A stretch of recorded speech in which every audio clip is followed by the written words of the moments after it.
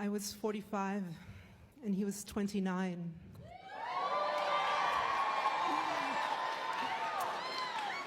We met in a French medieval village called Bruniquel. And after 4 days of debate, I decided to go out with him. I couldn't resist him. He was the most extraordinary partner I have ever had. He was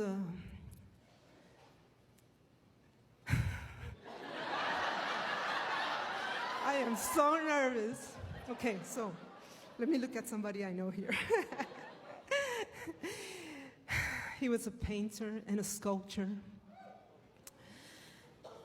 He loved Roman architecture, and he was building his own house with a patio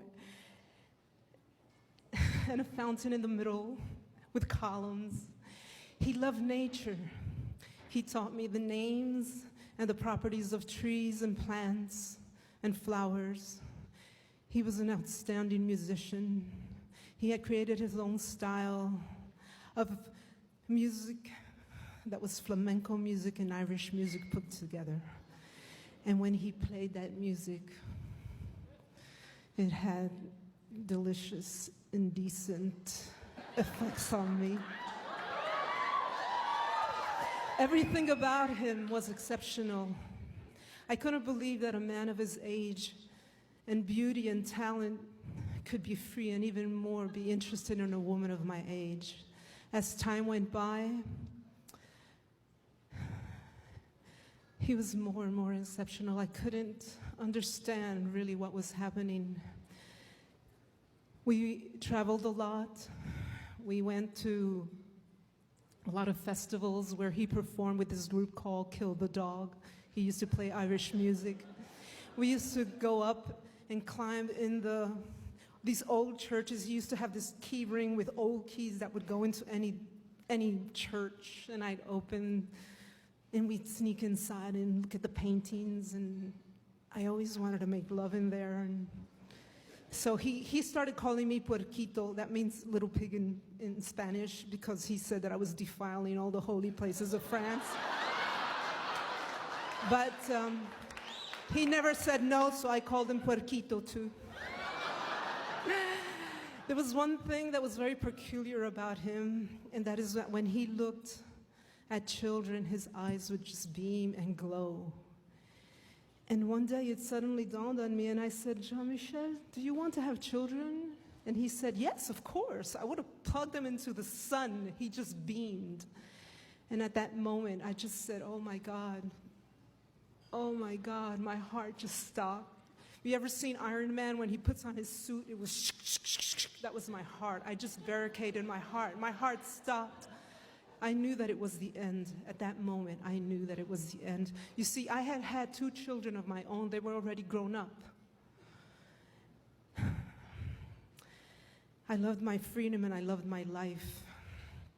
And for nothing in the world was I going to deprive that human being from living the experience of having children. I went home and I cried all night long. And the next day I left him. But it wasn't over. For 3.5 years, Jean-Michel and I would struggle to go our separate ways. We would struggle to talk sense into ourselves. And in his folly, he was ready to give up his dream, and I was ready to give him kids. But we both knew that it just wasn't possible. We could not do this. We shouldn't do this. We shouldn't sacrifice our lives in such a way. So I began bringing girlfriends to our outings in hopes that he would look at them, but he would never look at them. I really didn't know what to do. We couldn't stay away from one another. We'd cry and just didn't know what to do. Our friends didn't understand us, our families even less. And time was ticking. I was almost 50. And then one day I was sitting on a terrace in Toulouse, drinking, and suddenly she walked by. It was magical, irreasonable. It was powerful. I could feel her essence. She had red hair. She was wearing a velour hat. It was a Victorian hat. It was a little bit crushed soft. She was the most beautiful thing walking on two pair of legs. And I walked up to her and started a conversation with her. She was an author for children's books. And for 4 weeks, I entertained a unique relationship with her until the day that I invited her to come and see and meet my friend, Jean-Michel. When they crossed, when their eyes met, and I saw his smile, I knew that it was good. It was good. It was good. I had arranged for a girlfriend to call me and tell me there was an emergency so that I could leave. He knew.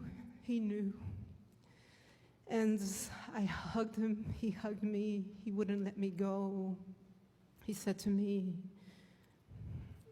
don't leave me. But I just said, just be free. Make your dreams come true, be free. Even without me, just be free. So I turned around to never return. I walked away. They called me the next day. They called me dozens of times. I changed my phone.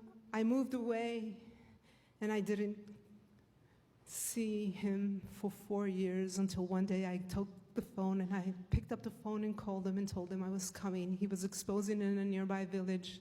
And as I walked into the gallery, I saw that 4 years had gone by, and this beautiful little redhead came running out with curly hair. And she ran towards me as if she had known me all her life, with a beautiful green eyes. And she said to me in French, "C'est toi la fée, c'est toi la fée." That means, "Are you the fairy